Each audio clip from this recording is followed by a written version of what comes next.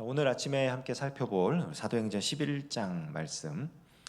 이 앞에 내용들을 보면은 이제 7장에서 스데반의 죽음이 나오죠. 스데반이 그 순교의 죽음을 당하고 나서 사실 어떻게 보면 교회가 참 위기에 봉착한 것 같은 느낌이 듭니다. 교회 안에서는 아나니아와 삽비라 같은 이상한 무리들도 나타났고, 교회 밖에서는 이제 잡아다가 죽이는 일까지 나타나는 굉장히 그런 위험천만한 그런 일들이 일어나는데요. 그런 것에 상관없이 하나님께서는 하나님의 일을 감당하십니다.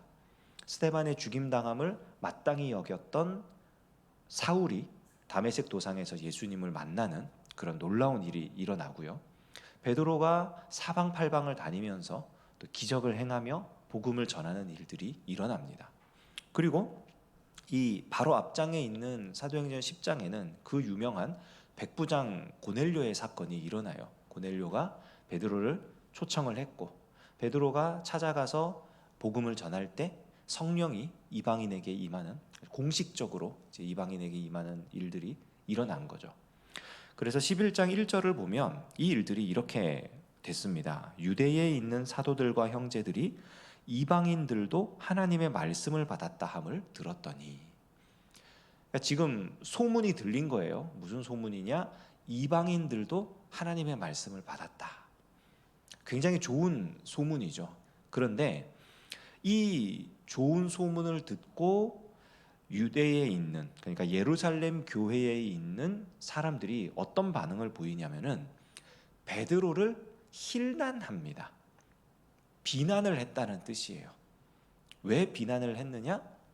왜 무할례자에게, 이방인에게 가서 우리의 복음을 전했느냐?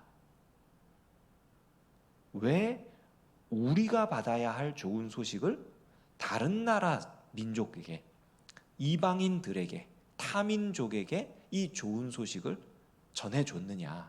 그거는 너가 잘못한 거다. 예루살렘 교회에 있는 할례자들입니다. 이 사람들은 율법주의자들이 아니에요. 유대교인들이 아닙니다. 기독교인이에요. 예수님을 믿는 사람들이고, 유대인 가운데서 예수님을 그리스도로 인정하고 예수님께로 돌아온 사람들입니다. 교회의 구성원들이에요. 그런데 그 자들이 이방인에게 복음을 전한 베드로를 마구 비난하고 있는 겁니다. 사실 이거는 이상한 일은 아니에요. 왜냐하면 구약 성경에 요나라고 하는 성경이 있습니다. 요나 선지자가 있는데, 아마 북이스라엘에 있었던 선지자들 중에 하나님하고 굉장히 친밀하게 아주 가까이 지냈던 선지자로 우리가 생각할 수 있을 거예요.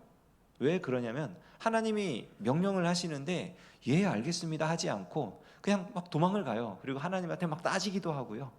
하나님하고 참 기도도 잘하고 그런 사람입니다. 그런데 그 사람이 하나님의 명령을 피해서 불순종하며 하나님을 멀리 떠나 도망가려 했던 이유가 뭐냐면은 하나님께서 이방인에게, 아수르인들에게 회개할 수 있는 기회를 주라고 하셨기 때문에 도망갔거든요.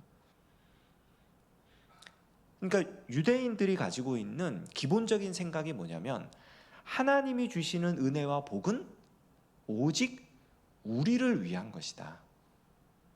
하나님은 나를 잘되게 하시는 분이지, 내게 복이 되시는 분이지 저 사람을 잘되게 하는 하나님이 아니다. 이 생각이 굉장히 강한 거예요. 예수님을 믿고 예수님을 믿는 무리, 교회의 구성원이 되었지만 여전히 유대인으로서의 정체성을 가지고 있었던 이 예루살렘 교회의 할례자들이 베드로를 비난했던 이유입니다. 우리가 받아야 할, 우리만 누려야 할 좋은 소식을 이방인에게, 하나님의 복을 받지 못하고 심판받아 멸망하는 것이 마땅한 그들에게, 그런 사람들에게 복음을 전했다? 이거는 용납할 수 없는 일인 거죠. 하나님의 뜻을 거스른 거다라고 생각을 한 거예요, 그들이. 그렇게 베드로를 비난하고 베드로를 아주 잘못했다고 말을 할 때 베드로가요 아주 담담하게 4절부터 16절까지를 쭉 읽어보면은 무슨 일이 있었는지를 설명을 합니다. 막 분노해가지고 싸우고 야 니들이 잘못됐어 그러면 안 되지 이렇게 감정적으로 대응하지 않고요, 그냥 차분히 어떤 일들이 있었는지, 내가 무두장이 시몬의 집에 있을 때에 어떤 사람들이 찾아와가지고 나를 불렀는데 그 초청이 있기 전에 하나님께서 환상을 먼저 보여주셨다. 그리고 그 환상을 3번이나 연거푸 보여주셨는데 그 환상 중에서 거룩하고 속된 것을 네 맘대로 구별하지 말라 그러시더라. 그래서 그때 때마침 초청이 왔고 찾아갔고 난 그저 예수님 얘기를 했는데 무슨 일이 일어났냐면 우리가 처음 믿을 때 그때 일어났던 일들이 그들에게도 일어나더라. 그러면서 퍼뜩 들었던 생각이 요한은 물로 세례를 줬지만 너희는 성령으로 세례를 받을 것이다 라고 예수님이 하셨던 말씀이 생각이 났다. 그러니까 나는 그랬을 뿐이다. 그랬더니 18절에 뭐라 그러느냐? 그들이 이 말을 듣고 잠잠하여 하나님께 영광을 돌려 이르되 그러면 하나님께서 이방인에게도 생명 얻는 회개를 주셨도다. 인정하는 거죠. 우리가 지금까지 생각하고 있었던 하나님의 일이라는 게 너무 속 좁게 생각하고 있었던 거구나.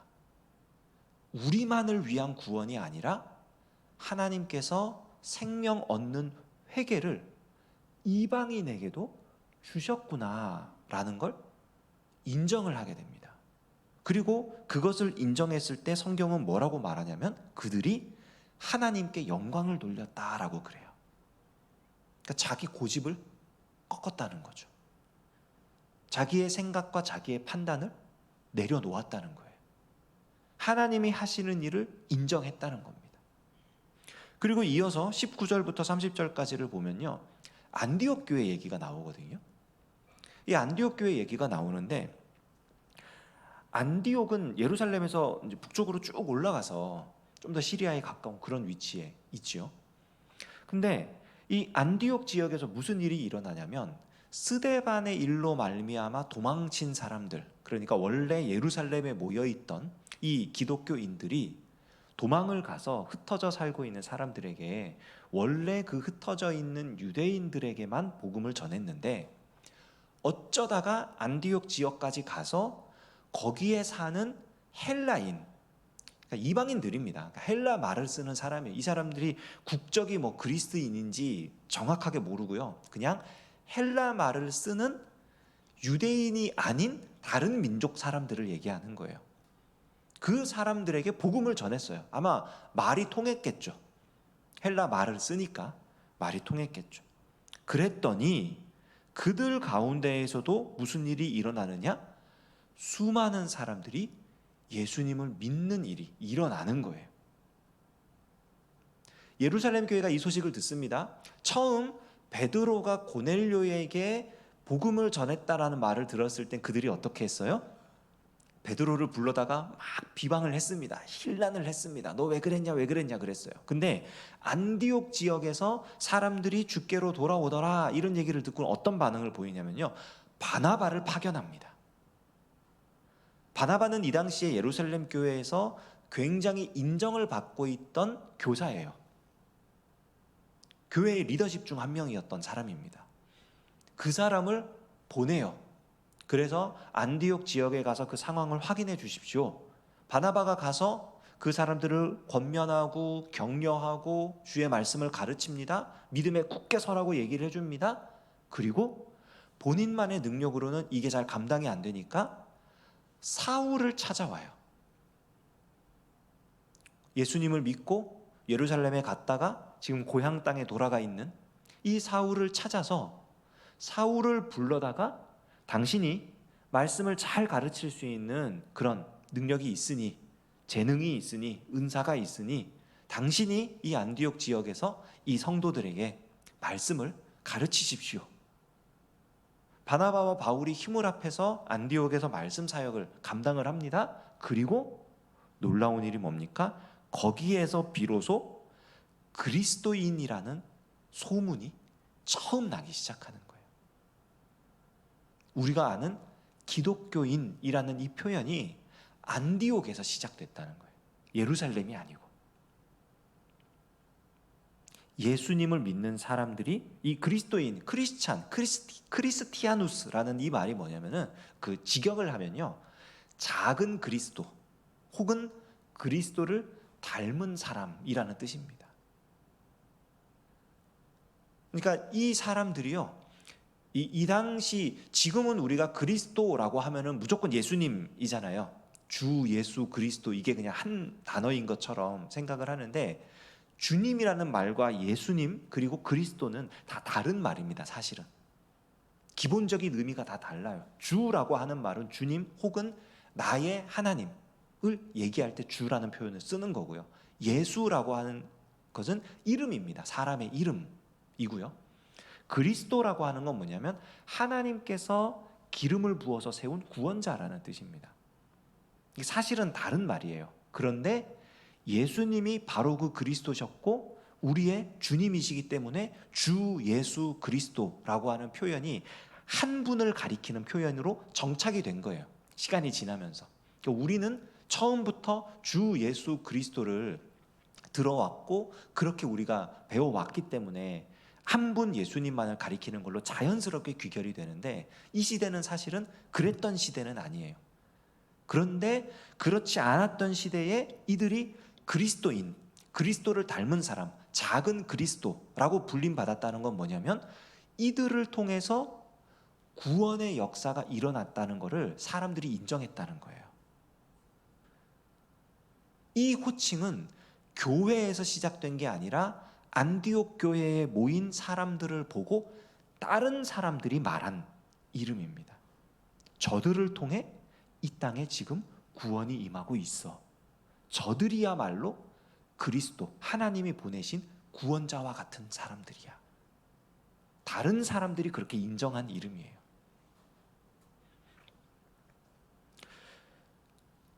그리고 이 안디옥 교회가요, 얼마나 커지냐면은 이 뒤에 나오는 내용은 뭐냐면은 예루살렘에 기근이 들어가지고 흉년이 와가지고 힘들어질 때 안디옥 교회의 사람들이, 그러니까 이들은 이방인들입니다. 처음부터 이방인들로 시작했고 이방인들로 구성된 이 교회에서 원래 이 하나님의 말씀을 갖고 있었고 율법으로부터 시작되었던 이 유대인들로 구성된 이 예루살렘 교회에 부조를, 구제 헌금을 보내는 데까지 가는 거예요. 이게 단순히 교회가 커졌다, 그만큼 돈이 많아졌다 이 얘기를 하는 게 아니라요, 이들의 마음이 지금 어떠했는지를 보여주는 거예요. 민족이 다르니까 저들은 우리와 상관없는 사람이야? 아니요. 저들이 지금 힘들고 어려운 상황에 처했으니까 주 안에서 한 형제된, 교회된 자로서 도와주는 게 마땅하다. 차별이 없어진 거예요. 구별이 없어진 거예요. 함께 예수님을 믿고 따르는 자들로 함께 세워져 가는 역사를 보여주는 겁니다. 오늘 사도행전 11장은요, 우리가 어떻게 하나님께 영광을 돌리는 교회가 될 수 있을 것인가를 보여주는데요, 첫째는 뭐냐면 우리가 가지고 있는 고집, 관습, 전통, 우리의 판단, 우리의 생각, 이것들을요 하나님 앞에 내려놓는 데서부터 시작됩니다. 유대인들이 갖고 있었던 그 고정관념을 깨뜨리고, 유대인들에게만 복음이 전해지는 것이 아니라 이방인들에게도 복음이 전해지는 것을 하나님이 기뻐하시는구나, 하나님이 그 일을 하시는구나 라고 인정할 때 하나님께 영광이 돼요. 또요, 안디옥 교회의 모습을 보게 되면요, 사람을, 마찬가지 맥락인데 사람을 가리지 않고 함께 동역하는 모습에서 하나님께 영광 돌리는 일이 일어납니다. 바나바와 사울 둘 다 사도가 아니에요. 예수님이 직접 불러낸 사도들이 아닙니다. 그러나 예루살렘 교회는 바나바에게 모든 권위를 위임하고 가서 안디옥 교회를 위한 사역을 하도록 했고요, 도망자 신세가 되어 있던 사울을 불러다가 그를 교사로 세우고 함께 말씀 사역을 감당하도록 바나바가 사울을 부르죠. 이들이 동역을 합니다. 그리고 이들의 사역을 통해서 안디옥 교회에서 그리스도인들이 세워지는 거예요.